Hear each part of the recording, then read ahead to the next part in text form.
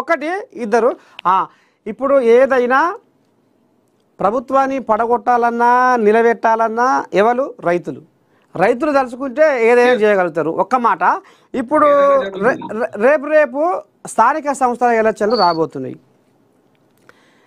మరి రైతు రుణమాఫీ చేసినాం, రైతు భరోసా ఇచ్చినాం, రైతులన్నీ కడుపులో పెట్టుకొని చూసుకుంటున్నామని ఇప్పుడు కాంగ్రెస్ వాళ్ళు అంటున్నారు.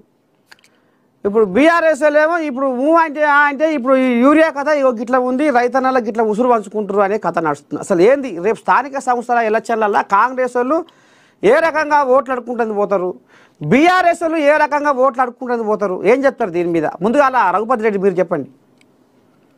తాత వీళ్ళు రుణమాఫీ మొత్తం చేసినారని అంటున్నారు. ఒక్క ఎగ్జాంపుల్ చెప్తా. నిన్న మాజీ మంత్రివర్యులు మల్లారెడ్డి గారు గట్కేశ్వర్లో ఉన్నటువంటి 1200 మంది రైతుల పక్షాన ధర్నాలో పాల్గొన్నారు. ఒక్క రైతుకు కూడా 2000 మంది ఆ సహకార సంస్థలో ఉంటే 1200 మంది వాళ్ళకు అర్హులు. 1200 మందిలో ఒక్కరికి కూడా ఈ యొక్క రైతు రుణమాఫీ రాలేదనేటువంటి విషయాన్ని మీరు గుర్తించాల్సిన అవసరం ఉన్నది.